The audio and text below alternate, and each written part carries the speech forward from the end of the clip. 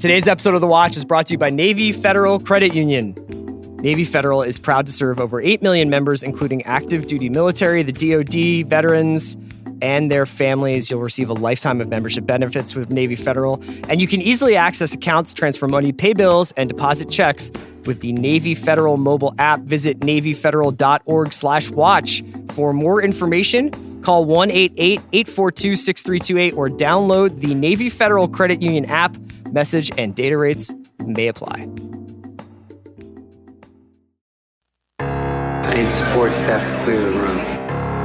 Stand up and walk now. Hello and welcome to The Watch. My name is Chris Ryan. I am an editor at TheRinger.com, and joining me in the studio after a brief stint in the Vacaville Prison Mental Hospital, it's Jason Concepcion! Yeah, the thing you gotta understand, man, is like, you're out there, but we're in here, and you've got your reality, but what about this one? I don't go by your rules anymore, Chris. Jason is referring to something that happens midstream in Mindhunter Season 2, and that's what we are talking about today. Jason and I are going to be breaking down the first 5 episodes of Mindhunter Season 2. It's a double Jason episode, so first half of the show, Jason and I are going to be talking about Mindhunter Season 2, the first 5 episodes, and then in the second half, we'll have the audio for Number 1 Boys, Episode 2, our Succession after show, breaking down the episode The Vaulter. All right, Jason, let's just get right into Mindhunter. Yeah. Right? My most anticipated show of the year. They took David Fincher, they added Andrew Dominic and Carl Franklin. They are taking on a wider range of, I think, like both American underworld history in this season.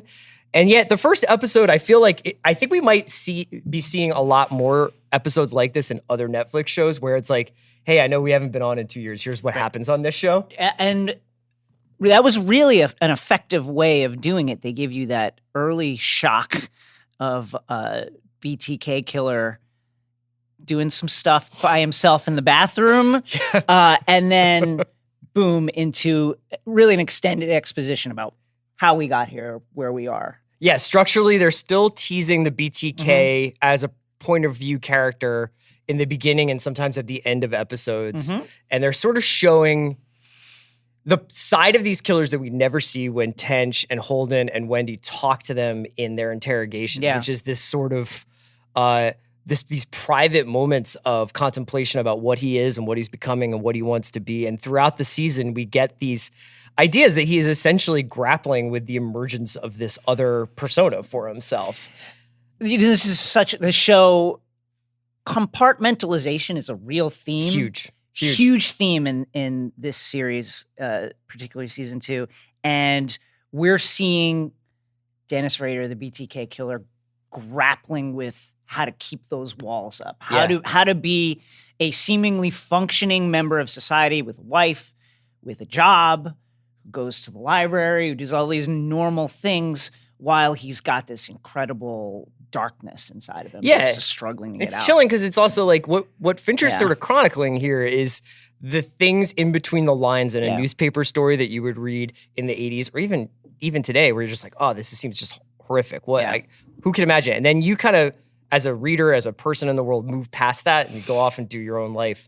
But he's sort of mired in the little details of these people's lives that build up to that story being written. And this idea that this guy is like, has these sexual proclivities that he's hiding, and his wife's not supposed to be home in the first episode when he's in the bathroom doing some stuff with a mask on.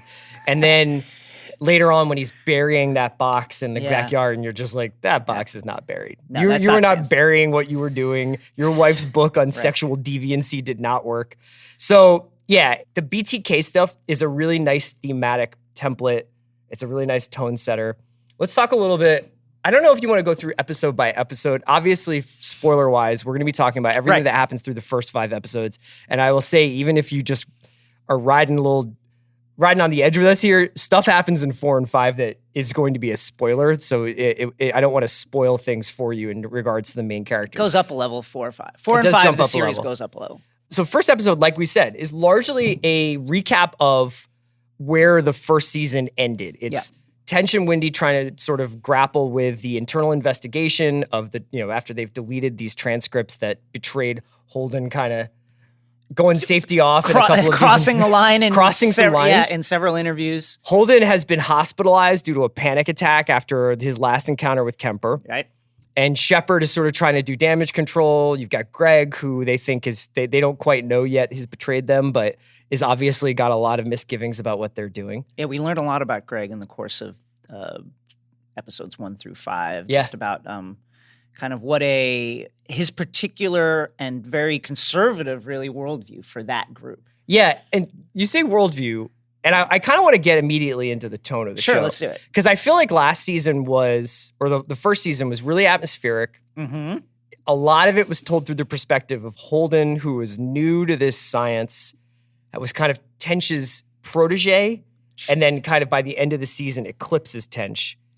But for the most part, a lot of it is just like incredibly moody. You've got a lot of shots of like all the ants eating the tuna fish at the end, the cat in Wendy's basement. These kind of like Lynchian notes of eeriness, like that ring out underneath normal reality, that kind of stuff. And the ideas, the themes I felt like really didn't emerge until Holden and Tench investigated the school, the teacher, right? The administrator. Right. The idea of at what point does behavior cross the line into something that is truly disturbing and criminal, and how do we stop it? Yeah, and if you're basically creating models of behavior, at what point is behavior predictive? Right. At what point does somebody who's maybe exploring kinks, essentially, and also, and those kinks could totally cross lines, all sorts of societal lines. As the principals did. Yeah, but does that necessarily indicate you've got a serial killer on your hands? Exactly. Because they are inventing this science and they're inventing this vocabulary as it goes along. And Holden is the kind of like the tip of the spear there, because he too is finding himself awakened to all these different ways of thinking and all these different behaviors, and obviously it compromises his relationship with his girlfriend at the time. Right. At what point does Holden, I think about that moment when he's addressing the class and he's talking about abusing animals. One of the signs we see is abusing animals. You're mean to animals, and I think that's a thing that has crossed over into pop culture at large as like an indicator of something that many serial killers have done. Yeah. At what point does Holden start seeing these things in places where they don't belong? And that's really kind of, as his walls come down, that's really one of the themes of particularly the end of season 1. Yeah, and then we get into season 2, and the perspective characters, the characters that we're spending more time on are Wendy and Tench, which is really fascinating, it's right? really, really cool. Because I think you could have said that Wendy and Tench were going to remain these sort of supporting roles that were really just there as counterbalances to Holden, that they were just going to be there to say like, Holden, slow down, you don't know what you're doing.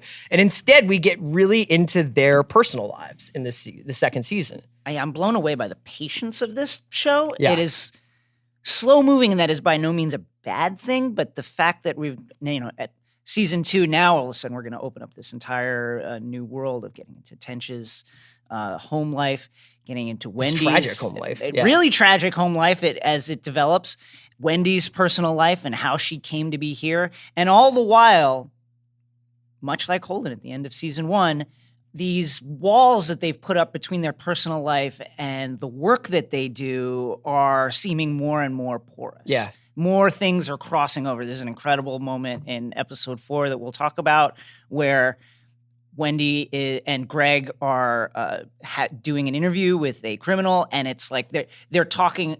Each of them is talking past each other and on multiple levels, seemingly at once. That's the thing I'll say about it. So I find this season to be, quite frankly, drier. I don't think that there's that many emotional moments. There's not that many cathartic moments so far, at least in the first 5 episodes. Sure.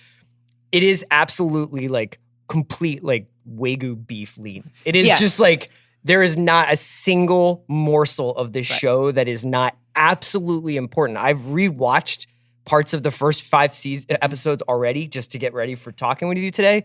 And I cannot believe how every single scene, even the Wendy and Kay scenes where I think when you're first going through it, you're like, oh, cool. They gave like Wendy has a girlfriend now. And she's like going out, but she is essentially doing the same lap around America that Holden did, where she's like, so what do you mean you live in this place and you live a life of abundance, but it has nothing to do with like capitalist accumulation of material items? She's turning that same kind of investigative lens on this budding relationship and also on herself as she's trying to navigate like what is this place? Like she has a great line when she first approaches her, like, is there a place for us? Yeah. And I found that really affecting.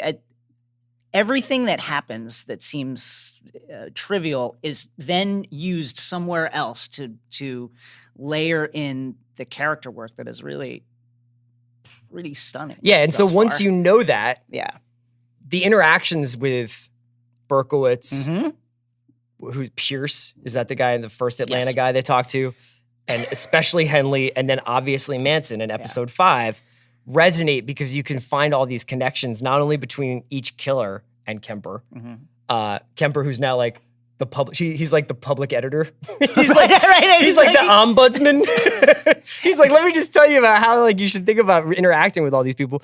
But also the way in which those interviews wind up having a lot to say about the various investigators, right? The various characters. So in that sense, it is maybe the most efficient show I've ever seen in that way. Everything is a mirror. Every layer of this show is a mirror in which the characters are projecting some part of themselves and reflecting some part of themselves. We could talk a little bit about some of the specific things that happen in episodes in a second, but I did want to talk a little bit about the filmmaking and the writing in that way because, you know, I think that we associate Fincher with a certain virtuosity that he certainly had he was much more flashy earlier in his career with like Zodiac, or not, but more like with Fight Club and Seven, and he was highly stylized, and there was a lot of like really flashy stuff that, you know, of course, like in Fight Club, the opening credit sequence of like going through all the wires to get to, you know, I actually think that over time, he's become a much more restrained, even if he's much more, his attention to detail and his exacting nature of his framing, of his pacing, of his cutting, of his movement is so high. Carl Franklin, when he came on The Watch last week, who directed did some of Mindhunter season 2, is like, he really was conscientious about keeping the filmmaking language of this consistent with what would have been filmmaking language of the early 80s, of the late 70s and early 80s. So a lot of master shots, wide frames, you can see the entire room. Not a lot of unnecessary close-ups. If it's a close-up, it's because it matters. If the camera moves, it's because it matters. It's not just because like, oh, let's just get a little bit of juice going by moving the camera around. And that can be, you have to teach yourself to watch that. So like, you'll be watching and you're just like, this is really great. On first glance, it doesn't necessarily, I don't feel like I'm watching the new David Fincher movie, which essentially the first 3 episodes are. Yeah. And then when Tench goes to visit Kevin, the kid, the witness, the living witness of the BTK killer in Kansas, and he's with a Wichita cop, and they're in a truck in a parking garage, and this kid who was shot in the face 3 times by the BTK killer gets in the backseat of the truck, and he's got, you know, nerve damage from his wounds, and you're like, oh God, this is gonna be gruesome, or it's whatever. And the cop is like, don't look at him in the face. Okay. Keep looking forward. So Tench is looking forward. We're looking at Tench. The camera's looking at Tench, and we never see the kid's face. And it was amazing to kind of like process the tension that I felt watching that, because unbelievable. Because it just focuses you like a laser, because you're thinking, when am I going to see it? Am I going to see his face? And also, why the fuck do I want to see it? Yeah, it's like, why do I? Yeah.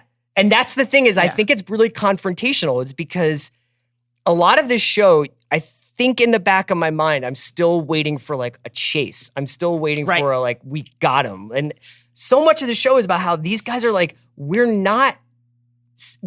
basically scientists. Yeah. We're not Sherlock Holmes. Like, we're not here. Like, Tench is like trying to get that across to Holden in Atlanta. He's like, you are not doing the necessary legwork to call yourself an investigator. That I think is really the central idea by which it is necessary to understand Mindhunter. They're not going to catch these people, right? They're either caught, and BTK is not going to get caught for decades.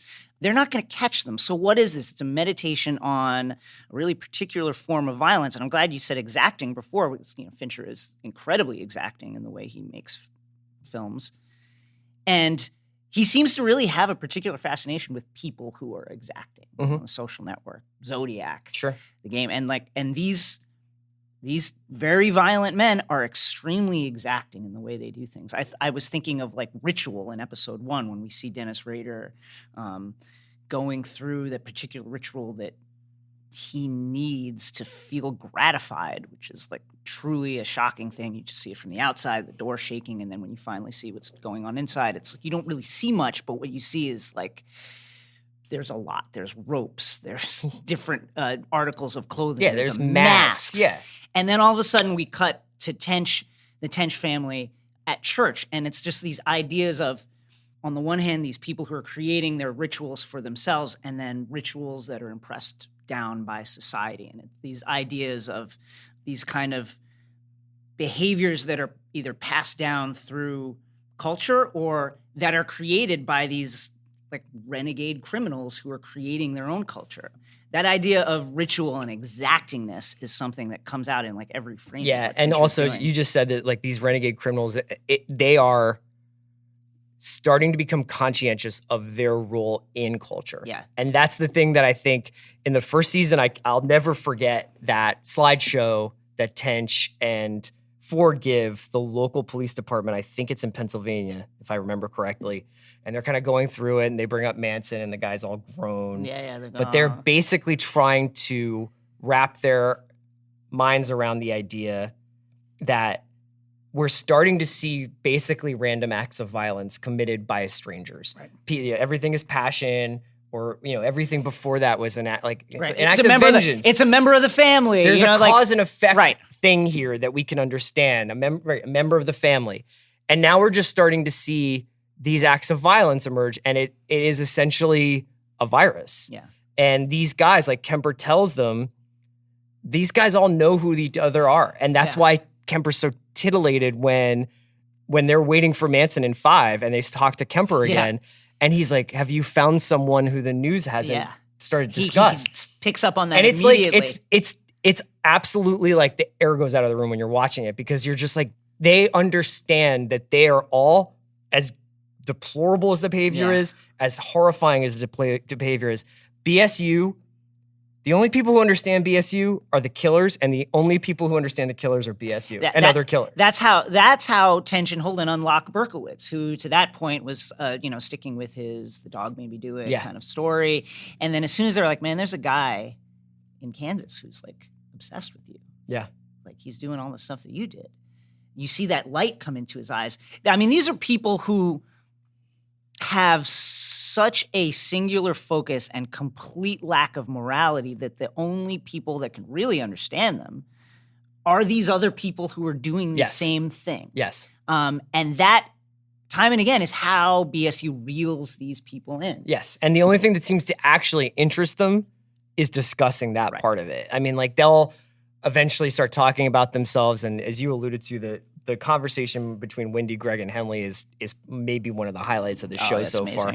But this idea that Kemper is that everybody has to wait for Charlie, and that like he loves to talk and all this stuff, and there's a note of jealousy that was really interesting. Absolutely, and just also like the idea that like they're so consumed with shaping their own narrative. Yeah. Like Henley is consumed with the idea of like, I don't care what's in the affidavit. I don't care what you think. I know what I did. I never killed them. Yeah. Even though he procured kids, he was doing all this horrific stuff. And of course, the connection between like what Henley's talking about and what's happening in Tench's family. Yeah. And the idea that Brian, and again, you talk about this idea is like, is this a virus? Is this poison? Is this out in the air? Is this in the culture? Is this somehow spread in modern America that people get these ideas? And then like, I mean, it's almost sickly, like darkly. It's not funny, but it's like the idea that Brian would think he could bring that kid back to life by putting him in a crucifix is like, well, these myths are just way older than mass media consumption. Again, this idea of ritual and behavior that's impressed down.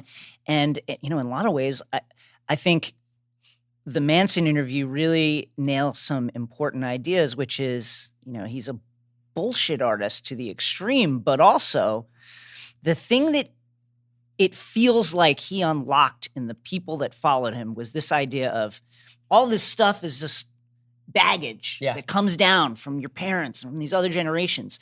Real freedom is just casting, and you can cast that stuff off at any time and just believe what you want to believe, think what you want to think.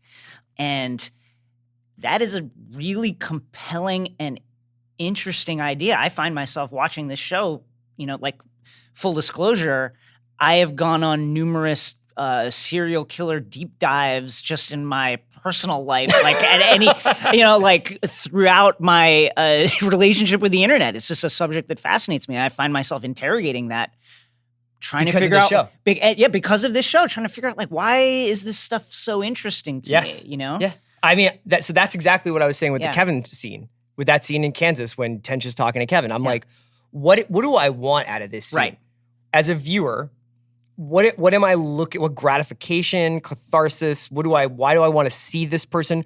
Is it important to me that I can tell who the actor is? Right. Is it important to me that like the violence inflicted on this character is somehow physically shown? Right. So that like I am aware of the consequences, even though the way it is actually shot is you don't ever get to see the kid's face. You get one shot of his sort of profile, but the glare off the car window obscures his face. And what you're forced to do is listen. And this is a kind of an ingenious move by one of the most visually distinctive filmmakers of the last 30 or 40 years, is Fincher has made a show where it is absolutely essential to listen to every word. And the writing, I would say, is not exactly like crackling with like dramatic energy. Sure.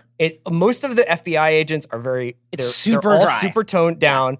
Tench can get a couple drinks into him and kind of get a little swashbuckling, but for the most part, Anna Torv, Jonathan Groff, Holt McElhenney, like they play their characters exactly who they probably would have been, which is like, you don't get into FBI because you're Al Pacino in Heat. Right. There's one time that Tench kind of raises his voice. Yes. In this, and that's it. And then he goes to a cocktail party and tells war stories, and people are super into it, and he becomes like kind of the face of the BSU. Right, the Mad Men, Mindhunter does Mad Men in that moment. But they're restrained, and you're forced to listen to what is essentially sounds like transcripts. Right.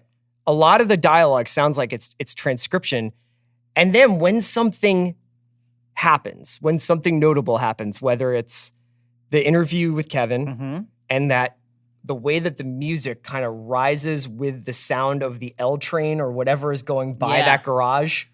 And like, you realize like you're not witnessing the events, you are witnessing the trauma. Like you are witnessing this kid have to relive the trauma of the events. Like that is incredibly high level filmmaking. That is like, that is insanely precise filmmaking. Yeah. The most like Fincher is incredible with drawing your eye to the perspective of the character that he wants you to see from. Yes. And that the Kevin scene is great at that, because you see the cops crystal clear and you never see Kevin really clearly. Yeah. Your attention is drawn, as his would be, to like all these places, and you just see him kind of furtively trying to hide himself. And Fincher does that a lot with like when he has two characters in the same frame and the kind of rack focus coming back and forth. That stuff is amazing. And you really notice it when all of a sudden he'll give you a POV shot or a dolly shot that's just rolling ominously towards a building. You know? Dominic actually is probably a little bit more loosey-goosey with that in his 2 episodes in 4 and 5 that I've seen so far. The other thing that comes up a little bit here is, so in that Kevin scene that I was thinking about, you get an idea also about as BSU grows and as we kind of see it in the context of the American judicial system, is set with, for lack of a better term, the access to justice. Yeah. Tench's son is essentially mixed up in a murder, and Nancy is like, you're an FBI agent. Right. Like, make this go away. Pull a string. Yeah. Like, you pull a lever, do something. Tench understands, like, he's like, this is like what they're doing to us is what I do to other people. Right. He says that in the moment when the child psychologist comes, is like, I do that all the time at work. I walk a crime scene. Don't get personal with her because she's not your friend. And then obviously like scores points with the therapist because he's like, I was just interviewing Manson, and the guy's like, oh my God, I'd love to hear about that. Up. Yeah. And Nancy's just like, so the very thing, like, because you can tell brewing under the surface is that Nancy is horrified by what Tench does for a living. Yes. And also disappointed that he's constantly on the road and like has to go to Atlanta, has to go to California, drop of a dime. And yet that what he does with his life very well may save their bacon when it comes to this investigation. Because if people start being like, well, these guys seem like really super interesting. Yeah. So the access to justice, and that especially comes in with the Atlanta stuff. So the Atlanta stuff is like when I think this show just goes completely widescreen and panoramic and jumps to another level. Yeah, it's like how many big ideas can we have in a show? Like ritual, amorality, the porousness of culture, and then all of a sudden it's access to justice and gentrification, who can be hunted and who is ignored and who is paid attention to. All these like really interlocking big ideas that seem to be happening at once in almost every scene. Yeah, and you talk about how no lines are wasted. Like, for instance, the first time you watch the moment when Holden arrives in Atlanta, he gets picked up by Jim at the under construction Atlanta airport, which is on its way to becoming the biggest airport in the world, I think, right? And he's like, bigger means better, right? And he's like kind of saying it sarcastically, but just a little bit. You're like, okay, this seems like a weird, like two guys who haven't seen each other in a while, and it's a little awkward throwing dialogue around. But that's exactly what's happening at BSU. BSU has gone from three people in a basement, tons of resources on the cutting edge of behavioral science and forensics. Yeah. And now they are a political tool being used by this guy, Ted Gunn, who's their new sort of overlord at the FBI, who clearly sees this as if I ride this wave, growth this industry. wave crests at being the head of the FBI. This is a growth industry. There's a reason that people perk up when they hear the name Charles Manson. Yeah. And if you can attach yourself to being part of the movement that explains Charles Manson, that's great for your career. Yes. From Gunn's perspective. And what are his obsessions? I don't want to get hit with fallout from something that you guys do.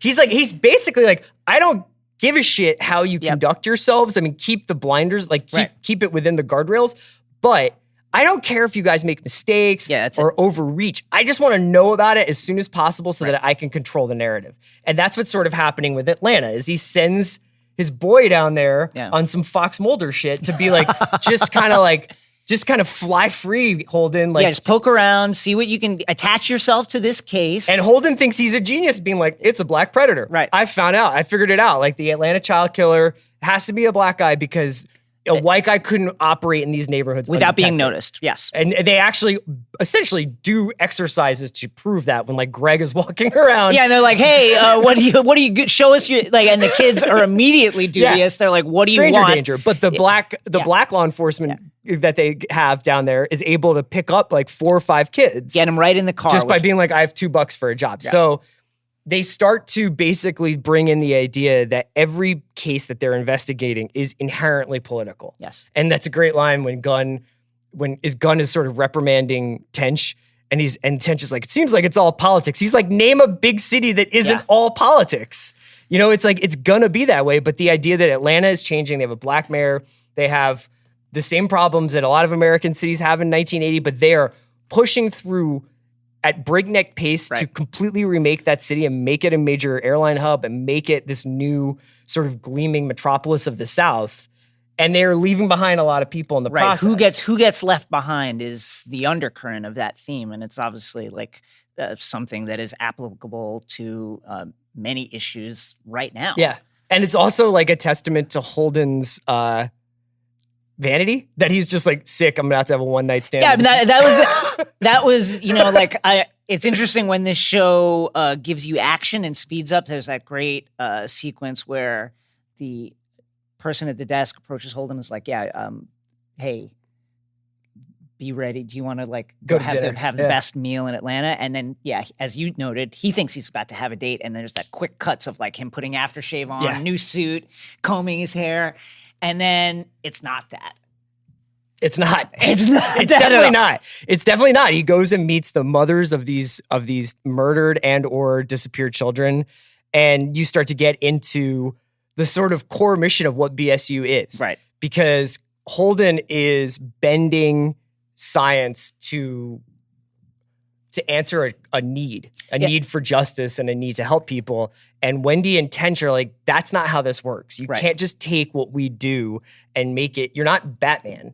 If there's that plot line, that sequence is amazing because if there's a criticism of the show, it's that it exploits violence against groups for entertainment. And here's a scene that really directly takes on the idea of, are some people's lives worth more than others when it comes to the application of justice? And it's clear that the answer is yes. Yeah, and also like the entire show, we're constantly running into, okay, so in Wichita, there was this small task force of cops who basically had no advanced understanding of forensics, who have taught themselves like analysis of copy machine toner.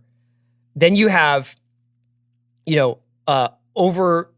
overwrought or like, overwhelmed local detectives in suburban Virginia investigating the case that Brian is involved with, and essentially like allowing Brian's father to dictate certain things in the case.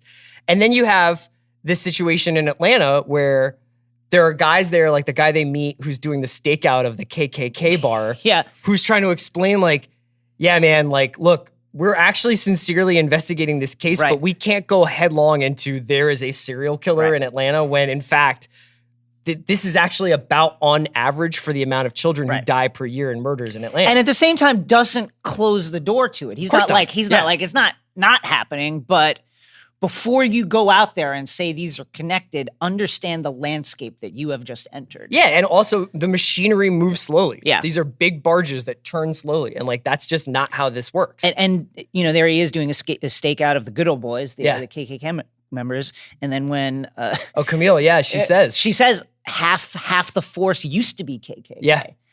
So all these interlocking perspectives open up the idea of like, where are the gaps in those perspectives? And those are the places that these criminals are plying with aplomb. So I feel like we just spent about 40 minutes talking about how, this really made us think a lot about our own.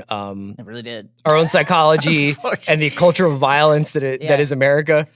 But I do think we should probably talk about the scenes with the serial killers because they're like the emotional highlight of the episodes.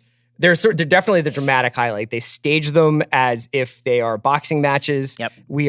Each guy gets his walk-in moment. Like Manson. What does Tench say? Like he's like a fucking king. Like a king, led in by a guard much bigger than him, who unlocks his manacles and then made them wait like a long amount of time for it. And then he comes in and sits very performatively on the top of this chair to get that. Because he's short. Get the high ground, get the height of, which is, like I do in every meeting. Get the height. Also, I make sure I never have I'm kind of worried about all the cords I have here. I could kill you with that microphone cord, man. If I wanted to. His sort of jumping right into the mind of Tench and just like completely like dunking on that guy, like unbelievable. And the sense that almost like he can like smell the pheromones coming off of Tench of like how much he resents the existence of someone like Manson. So we said, and the way that is almost like a condemnation of his generation's way of living. The way that is set up is incredible. So Tench's and Nancy's son Brian gets involved with some older kids. Right. Who he's obviously very influenced by. Like that's like the first or second scene of the season is like Tench leaving church and be like, Brian, why don't you go play with these older kids? And you're like, whatever. I don't even think twice about this. Don't even think about it. These kids end up killing a much younger child. And Brian in an empty house that Nancy is selling. And then Brian kind of very naively suggest putting him on a cross because maybe that'll bring him back to life. So in Tench's mind is this idea of naivete and an innocent being led down a garden path by a much more experienced, hardened, and malevolent figure. And here is Manson, the very embodiment of that, who, as everyone says, as Kemper derisively says, he never did it himself. Yes. Never did it himself. Yes. And here he is, the very embodiment of that kind of influence, picking at that. These are your kids. These are your kids. That wound that he senses in Tench, and then Tench just blows up. And it is a incredible magnetic scene where you just feel like there's conversations and thoughts and things happening on all these different levels. Tench is talking to Manson, but he's also trying to work through his feelings about what happened with Brian and work through that stress. Yeah, and meanwhile, we're talking about Manson's influence over people. Yep. Ford is sitting there with a smile on his face like he's just gotten asked out to go to prom. He bought a new microphone to impress the guy. He brought his book to get autographed. Manson knows he brought his book to get autographed and fucking autographed immediately it for him. autographs it without saying anything. Is like, hey, I love your sunglasses. Can I have them? And Holden's just like, yeah, sure, man.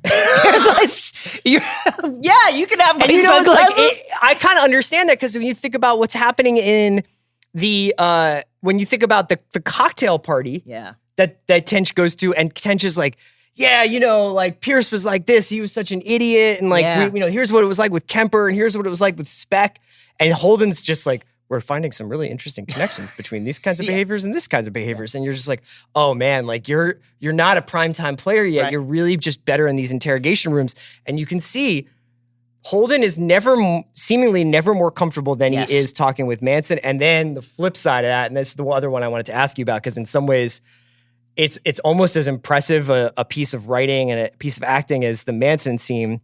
For as flashy as Damon Harriman's performance is as Manson, and it's an incredible performance and it's an incredible scene, the Tex scene that comes after. Oh, yeah. Where Ford talks to Tex, the guy who actually did these murders, solo, is breathtaking.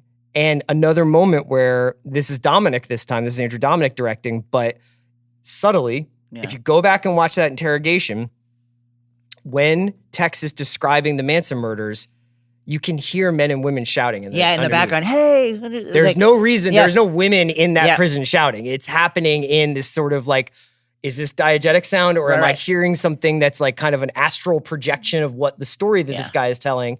And you are completely, again, taken to, as he's going through and being like, and then Folger, and then Sharon, and it's like going through all these moments of the case, and you're like,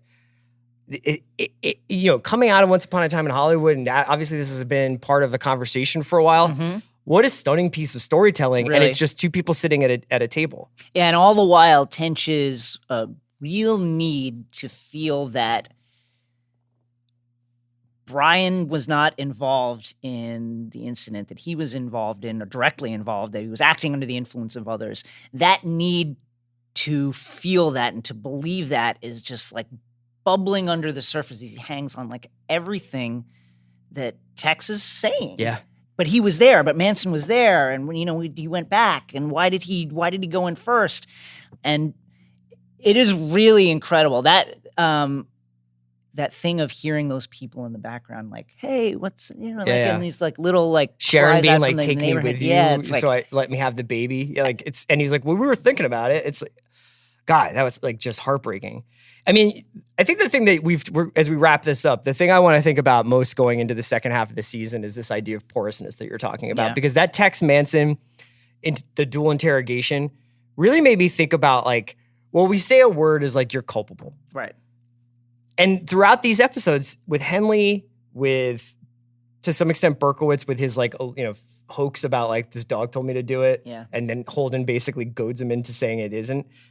With Manson, with Tex, it's like, and with Brian, it's like, well, so if you're just riding shotgun to this, what does that mean? Right. Is it your responsibility to stop it? Is it your responsibility to get help? Of course it is. For 99.999% of people, it doesn't even get to that point. But when you get into these murky territories of cycles of abuse, of substance abuse, of basically falling under the influence of different people, and also falling under the influence of whatever else is out there, this dark demon out in the sky, or whatever it is inside of people's brains that put them in this place, we start to like lose the ability to just accurately describe these things. And we start to lose the ability to accurately kind of say, well, this is where the line is. Right. That's from sexual deviance to disorder to predictive behavior of something much, much, much more significant. That's a great point, because like the levers of justice. Justice is really a real blunt instrument as depicted by this show. And Tench, Holden, Wendy, or Greg are going way beyond that into these kind of trying to find these pinpoint edges of where one person's culpability stops and where does another person's culpability begin. At what point are you responsible? Are you insane? And at what point are you in control? And that kind of laser precision Fincher, this show seems to be saying is maybe not possible to discern through the tools that we have. Yeah, absolutely. And I think that actually in some ways the style of the show is a commentary on that, because traditionally what you would expect from a hackier set of filmmakers, maybe with no disrespect, I mean, I guess it is disrespectful to say hacky, but you would expect camera work and visual storytelling that is somewhat more representative of the interior lives of the characters. And this is like, no. All exterior. This is just, we are paging through these documents with you. So it's such a fascinating show. It's such an interesting show to get into. Thank you so much for talking to me about it. So we just did 1 through 5. I think we're going to hit the second half maybe on Thursday. Does that sound good? Sounds great. And then so you can stay tuned after a quick break to hear the audio from me and Jason's Succession after show. That's Number One Boys. We talked about the second episode, which aired last night. Obviously, you can watch that if you want to see me and Jason wearing nicer clothes. You can see us on YouTube and on the Ringer's Twitter account. It's pretty easy to find. It's just Number One Boys Succession after show. Jason, thanks for joining me, man. Thanks for having me. Today's episode of The Watch is brought to you by the National Highway Traffic Safety Administration. Everyone knows about the risks of driving drunk. You could get in a crash, people could get hurt or killed. But here are some surprising statistics. Almost 29 people in the United States die every day in alcohol-impaired vehicle crashes. That's one person every 50 minutes. Even though drunk driving fatalities have fallen by a third in the last 3 decades, drunk driving crashes still claim more than 10,000 lives each year. Drunk driving can have a big impact on your wallet, too. You could get arrested and incur huge legal expenses. You could possibly even lose your job. So what can you do to prevent drunk driving? Plan a safe ride home before you start drinking, designate a sober driver, or call a taxi. If someone you know has been drinking, take their keys and arrange for them to get a sober ride home. We all know the consequences of drunk driving, but one thing's for sure, you're wrong if you think it's no big deal. Drive sober or get pulled over. Today's episode of The Watch is brought to you by The Righteous Gemstones. What happens when the creators of Eastbound and Down and Vice Principals turn their attention to the world of televangelist preachers? Find out in The Righteous Gemstones, airing Sundays on HBO. The new comedy from Danny McBride centers on the Gemstones, a celebrity televangelist family behind a popular megachurch that also happens to be a major money-making enterprise. McBride stars as Jesse Gemstone, the eldest of 3 Gemstone children, who sees himself as a maverick in the ministry game. Joining Jesse are his sister Judy, played by Edie Patterson, and brother Kelvin, a pseudo-hipster who always finds a way to get under his brother's skin, played by Adam Devine. John Goodman stars as the family's patriarch Eli, who finds himself at a point of crisis as he mourns the loss of his wife. He also questions whether the Gemstones are still serving a higher purpose as they aggressively expand their empire. The Righteous Gemstones is a hilarious and irreverent look at high-living holy rollers whose world of mansions, jets, greed, and corruption belies their virtuous, godly mission. The half-hour comedy airs Sundays at 10 p.m. only on HBO. Welcome to Number One Boys, the Ringer's Succession after show, a.k.a. Fear and Self-Loathing in Tribeca. My name is Chris Ryan. This is Jason Concepcion. We're your Number One Boys, and we're going to get into Succession Season 2, Episode 2, Walter, a.k.a. the Kendall Roy game. That's right, baby. We start off each episode of Number One Boys with buy or sell, which means what are we investing in and what are we divesting in. We talk here about who we're into, what we're into on this show. So first, for buy, I'm going to go Kendall as a son, right? So if we take all of like what Kendall's actions are off the table in this episode, and you just talk about whether or not he is executing against his assignment as a son, he's crushing it. Did a great job. He's tearing throats right now. He has said over and over and over again, what does he say at the end of the episode? Because my dad told me to. Because my dad told me to. That's literally like, and you can see there is no soul inside of him anymore. It has left his body. It's like Ed Reed hit him in the back with a helmet to spine hit. And you saw the soul actually just come out the back like but he is literally doing exactly what Logan wants him to do, and doing it in a way that in the previous season I don't know that he was necessarily capable of. Like I don't know if he showed that kind of not savviness, but like ability to be clandestine. That's a great point, because in the past, he's kind of been not honest with himself about the fact that he's doing things because his dad either directly told him to or because his dad set him on this course to be the person he is. And now he's just plain spoken about it. My dad told me to do this. My dad told me to gut your company, so I did. He reminds me of Darth Vader in a way in this episode, because he's like, Darth Vader is the henchman. The Emperor calls the shots. Darth is extremely powerful and scary, but there's like a lot of roiling emotion inside. And Kendall, that scene when he's staring at himself in the bathroom mirror after doing a bump of coke off the back of his hand, and he kind of, and immediately his demeanor changes to kind of giddy or just at least bemused at his own misfortune, and he balls up the napkin and just throws at himself. Yeah. That was an incredible moment. I think you can make the argument that like Kendall's character has sort of not regressed. He definitely has regressed as a human, but that they've dialed him back to the beginning of where he was in season 1. But when you think about the guilt that he's probably carrying around, whether or not he's reckoning with that or not, that's sort of like an integral part of like cleaning up is to kind of come to grips with what you've done. And it's not surprising at all that he's doing key bumps in bathroom stalls and kind of laughing at the own absence of his own soul. What's really incredible about season 2 is they're doing a prequel without doing a prequel. Right. We saw Logan fall apart right at the beginning of last season. We met Kendall post rehab. And now it's like we've brought all these characters to probably the way they were before season 1 happened, with Logan in full control, his kids jockeying for position, and Kendall absolutely a drug addict. Yeah. And also, not for nothing, if you notice, they've changed the structure of the show. It's no longer these preordained months apart reunions of the family. Maybe that will come into play in the second half of the season or in future episodes. But right now we are in a much more traditional, like Roman's over here, Kendall's over here, Shiv's over here, and we're cross-cutting. Now, for as much as we may be buying Kendall as a son, you're selling Kendall. I'm selling Kendall. I'm selling Kendall as a human being. Yes, he was...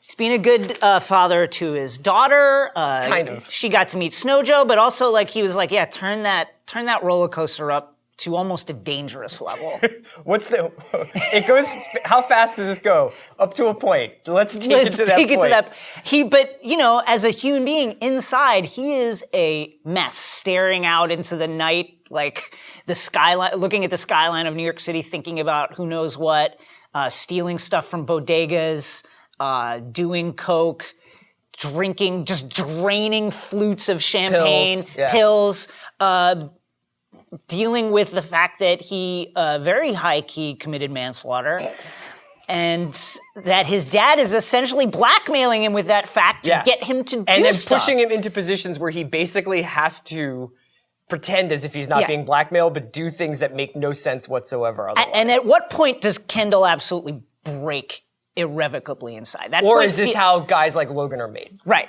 It feels like something is coming. Either he turns into that like black-hearted killer like Logan, or he absolutely shatters into a million pieces.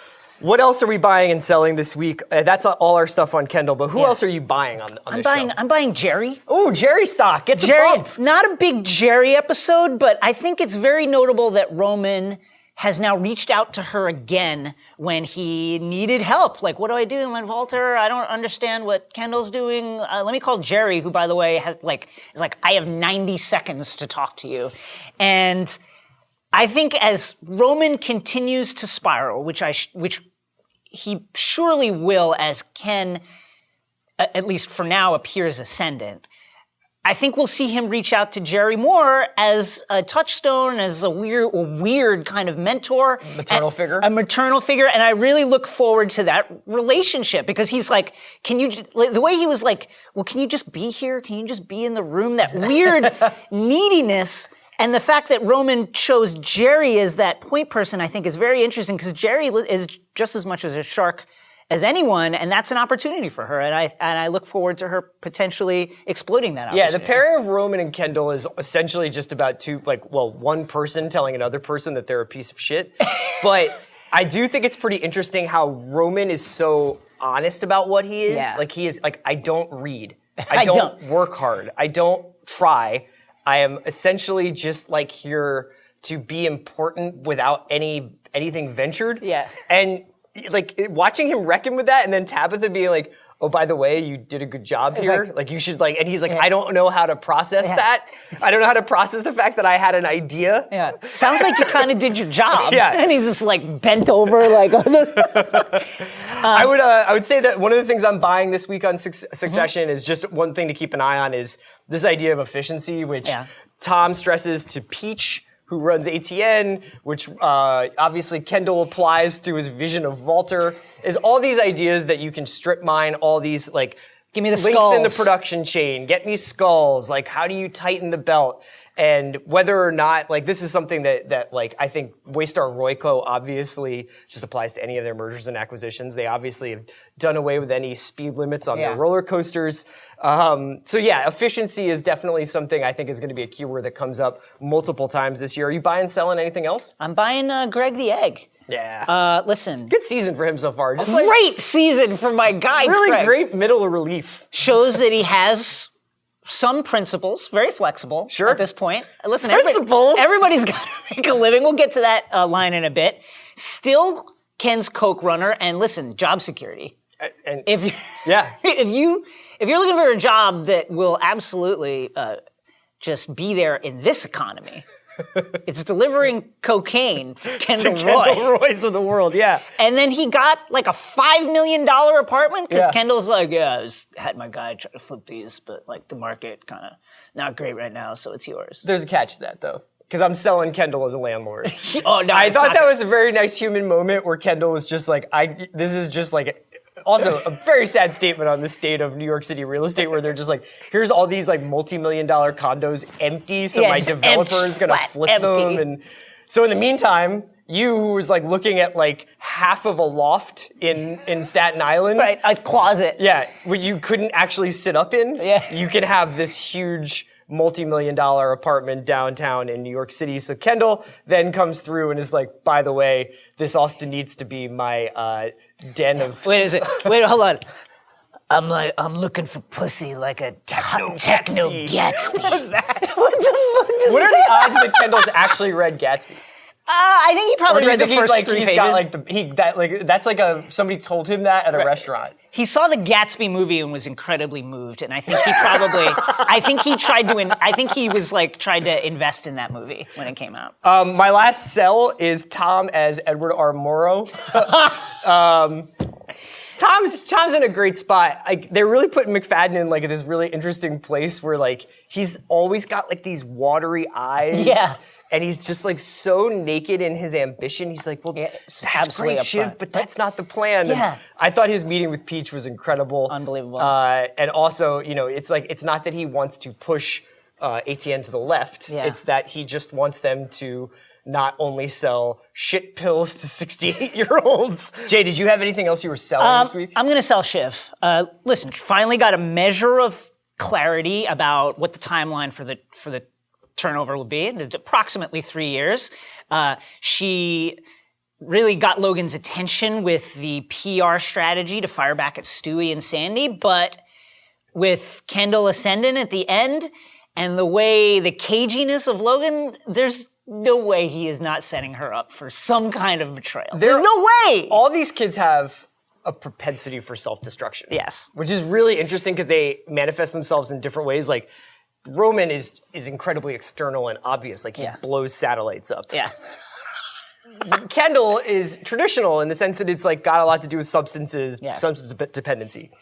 Shiv doesn't have to end her relationship with Gildan. Yeah, she doesn't have to burn it. And she could be now. hey, it's time for me to step back. Right. This is where you need to go or whatever. And instead she takes such affront to him upbraiding her about that working man joke and the do you need Purell that she's just no, screw this. I'm destroying this on the way out. I'm going to burn the bridge, I'm going to nuke the ashes, and then I'm going to bulldoze the entire valley that the bridge stood over. Right. Also amazing that she stays in the car. As they're doing it, she's just I'm not getting out. Yeah, I'm not going, you get out. Yeah, you get out. We're going to talk about number one boy. It's essentially who won the episode. I think it's a field of one. It's Kendall. Yeah, it's Kendall. Absolutely crushed it. At the end of the episode, he is brought into Logan's good graces. And here's the thing. Logan's make yourself at home. Yeah, I was going to ask you about that. So what did you think of the fact that he's okay, make yourself at home, which is Obviously, proximity to the seat of power is very important. Roman seems very alarmed that there's a meeting happening without him. This show does office politics so well. Yeah, it really does. But when he's like, make yourself comfortable, and he like essentially sits down like the mountain, and he's just like, I'm going to sit here at this table and watch you look out the window? Yeah. And that was the other thing that was a very Vader-ish moment. There's that moment in Empire where we first see Vader just staring at that at space through the back of the windows, and they return to that shot in Return of the Jedi. But it was like the Emperor in his chair and his henchmen just looking out over the Empire. Incredible and weird moment because it's like, I'm not actually giving you the office. I just want you to be in here with me. So that's Kendall. He's the winner of the week. He is the number one boy. What a techno Gatsby. All right, biggest burn of the week. And this gives me and Jason, two former New Yorkers, an opportunity to talk about one of our favorite topics, the New York MTA. It's when it's going great. Tom goes up to Greg and says, Greg is getting the ferry to work. Check out Brian Ferry. What a burn. Dude, why stop at the ferry? Just come in from Cleveland on a Greyhound. That's very funny because when you were in New York and you were Greg's age and you're dealing with like Greg's like economic circumstances, you're definitely like, could I live in suburban Philadelphia? Oh, yeah. And still commute to New York every day. And the other thing that brings up is when I was looking at places, I would look at literally like a ditch behind an apartment building in any of the 4 other boroughs before I was like, I guess I'll look at Staten Island, I guess. Oh my God. I would rather live in Maine. And commute. I'll live under a sink, I guess. There's a water source. A steamer every day that just like brought me in and dropped me off at the harbor. Who takes a boat to work? There was another great burn this week. You want to handle Tabitha's? Tabitha, who you may remember, we were introduced to her at the Underground Party, episode 8, Prague of season 1, where how to put this in a way that we can. It's a closed loop system. Tom, she orally serviced Tom and then spit the He's pretty explicit about it. I think we could follow suit. Okay, he spit the cum back into his mouth and he swallowed it. And so they're at, Shiv and Tom are having dinner with Roman and Tabitha, and Tom has a bit of a cold. Everybody kind of walks away. Tabitha and Tom are there for a moment, and Tabitha looks at him and says, you should try swallowing something. And Tom is just like, and she goes, like honey. The adultery between Tom and Shiv, and then also like Nate and his wife, it's so, I don't know if we're done with that. Because it seems to be like a real like, No. Tom and Shiv's sex life seems to be something that they need to discuss constantly. So I think they're doing that definitely to keep that in our minds. The line of the week, which is slightly different than burn of the week, because it doesn't have to be so scabbers. Line of the week, this is great. Tom says to Greg as they were walking into ATN, and Greg is expressing some moral uncertainty. Some reservations, slight reservations. And he says he has principles. Tom's like, name me one principle you have. And Greg's like, I don't know. I'm against racism. Bullshit. I'm against racism. Everybody's against racism. What else? It's great. Tom's amazing. I love, I've got Tom for my line of the week as well. So Tom is talking about an big empty wall in the apartment that he and Shiv have. And he says, you know what? I don't care. This empty wall, I don't care if it's incredibly gauche, but can we just not have a big, beautiful portrait of us up there? To Saddam? To Assadi? I also really enjoyed Kendall's COO keywords. Super casual, feet on the table, a lot of crackle in the air, ethos and culture, body pit, Potemkin village, It's good. And full fiber optic clear channel shit, the CT scan on your metrics. I just want to like chop up the language in this show with the edge of my credit card and snort it directly into my brain. Let's talk finance. Yeah. We're experts. No, essentially like when we were sort of picked out of like the field here to host this show, it was about our underlying the foundational knowledge that we had about the market. Guiding hand, Adam Smith. Yeah, all that stuff. The thing is it's about China, but it's not. Right. We're LinkedIn, but we don't have to be. It's adversarial, but it's also cooperative. So you come to us to explain some of the more high-key economic terms on the show, and this week, the one that we keep hearing a lot about is proxy fight. Right. So it's like how to best explain proxy fight. Right. Obviously, conflict is part of it. Fight meaning some sort of battle, from the squaring Latin. off. From the Latin, meaning to battle over silverware. No, yeah. And proxy, meaning who is like approximately kind of like I'm trying to eyeball this fight and who. But it's an estimate. Right. I'm estimating the battle. What could this be? I'm looking at it and then what do I think? Actually, a proxy fight is when a group of shareholders try to induce another group of shareholders to join them in a takeover. So it's essentially that it's like you have one group of shareholders who want to have a takeover, or maybe an outside force that want to have a takeover, and they try to get a bunch of board members, a bunch of shareholders to go their way in the takeover. Well, that's the Keynesian view, but the Lacanian view is actually also very similar. You want to talk mirror phase now, dog? Let them eat cake. This is our crazy rich moment of the week. And this was, I think, first of all, we could just take everything Connor did. The sliders, the long-term rental of a hotel room. Why don't you, have you considered a hotel? Suggesting to Greg that he rents a hotel room as a solution to his housing problem. And then his just sort of like unending run for the White House. Yeah. And his assumption that he is just going to get it, which is now not that funny. Yeah, actually, like, maybe feasible? But the one throwaway line that I really liked was Shiv walks into the very awkward double date with Roman and Tabitha with Tom, and it has champagne, and Roman literally just swipes the champagne out of her hand and says, "Would you like some Japanese whiskey?" I'm going to go with shutting down an entire amusement park for the benefit of the family. That's pretty good. That's pretty Snow good. Joe. Okay, so predictions for next week. I think that Shiv's going to have a reckoning now, because Shiv's going to sort of start to put the pressure on Logan. This has sort of been, if you look at this as like a 3-episode arc, so far Shiv and Kendall have both been put in like sort of Logan's spotlight. I don't know that Roman will ever get seriously considered for this, so I think that this is essentially going to be a tug of war between Shiv and Kendall. I thought the balcony moment was really interesting in the second episode. But what do you think is going to happen the next week? I'm going to just go straight out of the box. There's these moments whenever Greg and Willa are in the same place, they're in the same age range, and she's got those great eye rolls, and it's really Greg is the only one who picks up on him. Yeah, he's got principles. I'm going long range. I see a little. You're shipping? I'm shipping Greg and Willa at some point Grilla in season 2. Greg, the motherfucking egg. I'm not saying anything will happen, but Willa, listen, I think it would be. It's an understatement to say Willa is probably not emotionally satisfied in this relationship with Connor. Yeah, I think you're right. We'll be back next week on Number One Boys, the Ringer Succession after show after the 3rd episode of Succession season 2. We can't wait to see you.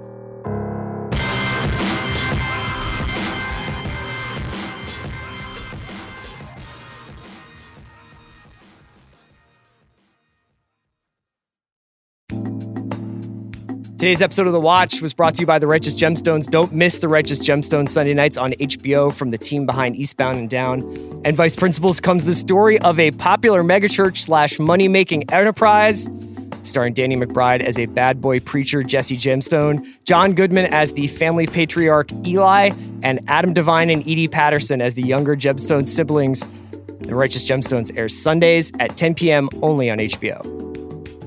Today's episode of The Watch was brought to you by the National Highway Traffic Safety Administration. If you think drunk driving is no big deal, you couldn't be more wrong. You could get in a crash, people could get hurt or killed, and you could get arrested, incur huge legal expenses, or even lose your job. So next time you plan on drinking, make sure you plan ahead, designate a sober driver, or use a ride service to get home safely. Drive sober or get pulled over.